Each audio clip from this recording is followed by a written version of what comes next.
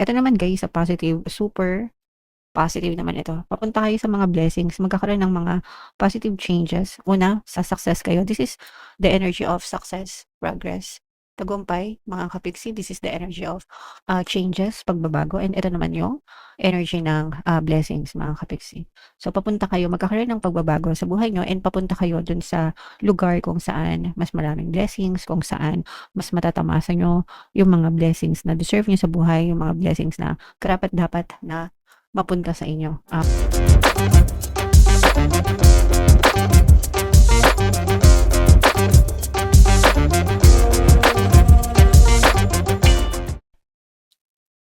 Hello guys, hello Pisces. Welcome back to Pinoy Pixie Tarot. Ang pamagat ng episode natin for tonight is first half kapalaran para ngayong June 1 to 15 para sa Pisces, Sun, Moon, Rising, Sign, and Venus. Unahin natin tong deck na to guys. Ayusin ko lang, sorry. Ayoko kasi makikita na may ganyan-ganyan. Anyway. So, unahin natin tong deck na to. Ito yung mga angel messages para sa inyo mga kapiksi. Yung mga pwede nyo ma-experience guys. So, meron tayong fright. Ito guys, ibig sabihin for some of you, parang meron kayong something na kinakatakutan. Mga kapiksi, pwedeng nagkakaroon kayo ng trauma, pwede kayo nagkakaroon ng phobia, mga kapiksi. For some of you, pwedeng nagkakaroon din kayo ng depression. In short guys, hindi kayo mapakali. May mga bagay na nagpapabalisa sa inyo, aligaga kayo, yung iba sa inyo, mga kapiksi. So, kailangan nyong kumalma guys, and huwag kayo masyadong mag-overthink. And kung kailangan nyo ng tulong guys, no, humingi kayo ng mga tulong sa mga taong pwede nyong malapitan na maaaring makapagbigay ng lunas or lutas sa pinagdadaanan nyo, guys. Okay? Alright. Another message, guys. Ito, meron din tayong introvert na energy. Ibig sabihin nito, guys, no, parang you are segregating yourself. Parang nilalayo mo yung sarili mo sa ibang tao. Binavalue mo yung privacy mo. Gusto mo mapag-isa for the time being. Minsan ganun, guys, kahit nasabihin natin extrovert tayo. May mga times na gusto natin mapag-isa. Sa mga introvert, walang problema yan guys kasi natural sa buhay nila nung palagi mag-isa kagaya ko guys. Pero sa mga extrovert, kahit nasabihin natin extrovert tayo, may mga times na gusto natin mapag-isa guys. So parang ganun kayo right now. Pwedeng may mga pinagdadaanan kayo or gusto nyo lang ma-relax or meron kayong pinag-iisipan kaya gusto nyo mapag-isa muna mga kapiksi. Alright? And another message for you Pisces. Eto guys, mag-ingat kayo sa mga tao. Sa paligid nyo, someone is wearing a false mask. Ito yung deception, mga kapiksi, nagpe-pretend. Pwedeng nagpe-pretend na mabait kapag harap ka, pero pag nakatalikod ka, tinatraidor ka. Kung ano-ano sinasabi sa'yo, kung ano-anong pinagkakalat tungkol sa inyo. Kaya make sure na huwag kayo basta-basta mag-share ng mga information nyo, private information sa ibang tao guys. Okay? Alright. So, comment down below if naka-resonate kayo. So, ito naman ay sa love guys. Tingnan naman natin yung love message or love advice. Kung ano lang yung maka-resonate sa inyo guys, take that message. So, getting to know each other, mga kapiksi. Ito mag-resonate ito sa mga kapiksi natin na single. And parang merong somebody sa paligid nila guys, no? So, kilalanin nyo munang mabuti yung person bago kayo umuo or bago kayo sumuong sa relationship. Pwede rin guys na nasa early stage kayo ng relationship, no? Kasi kapag nanliligaw, hindi nyo naman agad-agad talaga yan makikilala. Pero kapag ka in a relationship na, doon na lalabas guys yung totoong ugali ng person nyo, mga kapiksi. So, kilalanin nyo muna bago kayo mag-commit or lumagay sa tahimik. Okay? Another message, Pisces, flirt-flirt lang. Ito guys, gaangan lang mga ka-Pisces. Kailangan masaya lang, no, sa relationship. Siyempre guys, makipag-flirt kayo dun lang sa person nyo. And wag kayong makipag-flirt din sa mga, kung single naman kayo, it's okay to flirt with others. Pero wag kayong lumande sa mga taong taken na, mga ka-Pixie. Please have some courtesy and some decency naman guys, okay? Alright, and another message, ito naman reconciliation, pagbabate, no? Magre-resonate ito dun sa mga ka-Pixie natin na nag-aaway, kung nag-aaway kayo ng person mo, may mga tampuhan kasi normal naman sa relasyon yun guys, hindi naman maiwasan yun, pero maaari kayong magkabate.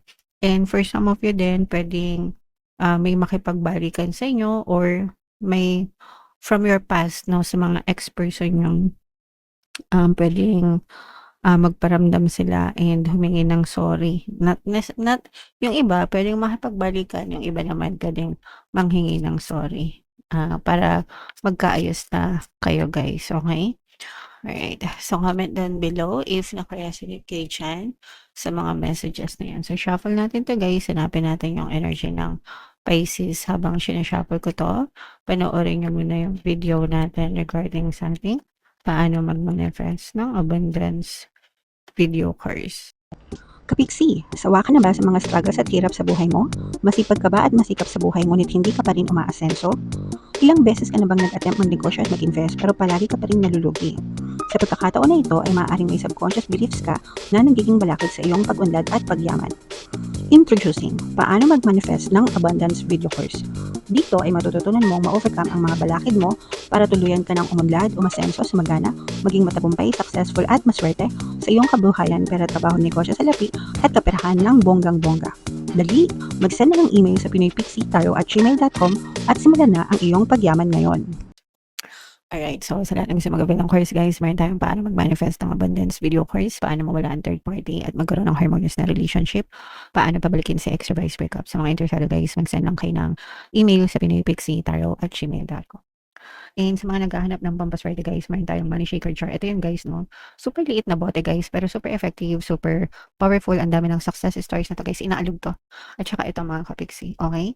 So sa mga gustong sumakses sa pera guys, ito yung WhatsApp number ko. Chat nyo lang ako dyan mga kapiksi. So this is both positive and negative. Guys, Pisces, meron kayo in represent ng Queen of Cups sa ating spread. So unahin natin yung negative guys. Dito may mga relasyon na masisira dahil sa conflict, dahil sa deception mga kapiksi, okay? So ito yung tamang-tama yung sinabi dito guys, no, na for some of you meron talagang deception. Someone is wearing a false mask. Pwedeng sa relationship na romantic relationship, ibig sabihin partner mo or specific person, guys, no, niloloko ka, pwedeng may third party, pwedeng marami kayong conflict and maaaring mauwi sa hiwalayan yung relationship nyo. Yung iba naman sa inyo guys, kahit hindi romantic relationship, let's say for example, friend mo, kakilala mo, kamag-anak mo, binetray ka, may away kayo, may conflict kayo, tinraidor ka, sinaksak ka patalikod, ganyan. So pwedeng mga ganun guys, pero definitely guys, pwedeng separation ito, or masisira lang talaga yung relationship nyo mga kapiksi, kasi parang too much damage guys. Ibig sabihin masyadong malala yung damage nito sa inyo mga kapiksi. So it's okay to cut off people, those types of people, pero ito naman nakikita natin mga karma sila guys, no?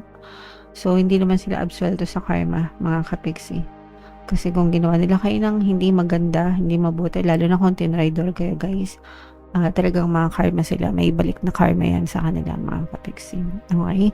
So hindi nyo kailangan gumante or what sa kanila, kasi si universe mismo yung magbabalik ng karma sa kanila guys, okay? Right. So yun nakikita natin sa negative. Ito naman guys sa positive, super positive naman ito. Papunta kayo sa mga blessings, magkakaroon ng mga positive changes. Una, sa success kayo. This is the energy of success progress, tagumpay, mga kapiksi. This is the energy of changes, pagbabago, and ito naman yung energy ng blessings, mga kapiksi.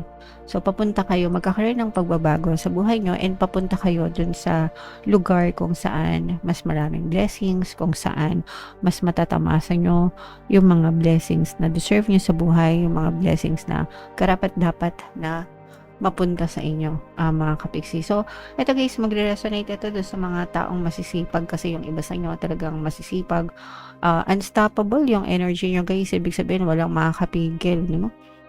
Dito sa maganda at positive changes na to, as long as ikaw mismo ay positibo. Hindi mo to pwedeng ma-experience guys kung negative ka, ha?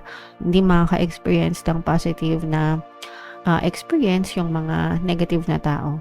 So, if you are vibrating in the energy of negativity, you will not experience this. So, kung gusto mong ma-experience itong mga blessings na to at pagbabago, kailangan mong magbago, kailangan mong magpaka-positive, okay? So, comment down below if naka-resonate kayo dyan, guys. I-mind nyo na yung mga success na yan, mga positive changes, mga pagbabago, mga blessings, no? Ayan, no? So, especially guys, kung meron kayong mga travel plans, mga kapiksi, saktong-sakto kasi nagkakaroon kayo ng budget, guys, no? Kung budget lang yung pinoproblema nyo, huwag kayong mag-alala kasi matutuloy yan. Dadating yung mga tamang budget na kailangan nyo, at saka parang ready na rin kayo, guys, kasi pinlano nyo na to. Kumbaga parang pulido na yung mga plano nyo, mga travel plans nyo, and sooner or later, kumbaga inaantay nyo na lang talaga yung date, no?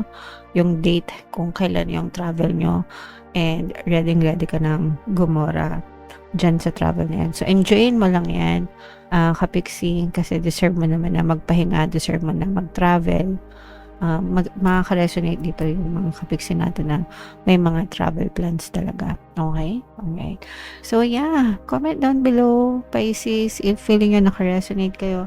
Guys, again, no, itong mga positive na to, itong mga blessings, itong mga travel, success, tagumpay, mga positive changes, yan yung nakikita natin para sa inyo. I-mind nyo na sa comment section, mga kapiksi. For more tarot readings, guys, ito yung playlist nyo. Ito naman yung ating success stories ng paano mag-manifest ng abundance video course. Panoorin itong video natin, guys, about money shaker jars. Thank you for liking, sharing, and subscribing. See you next time, guys. I love you all. Have a nice day. Bye-bye.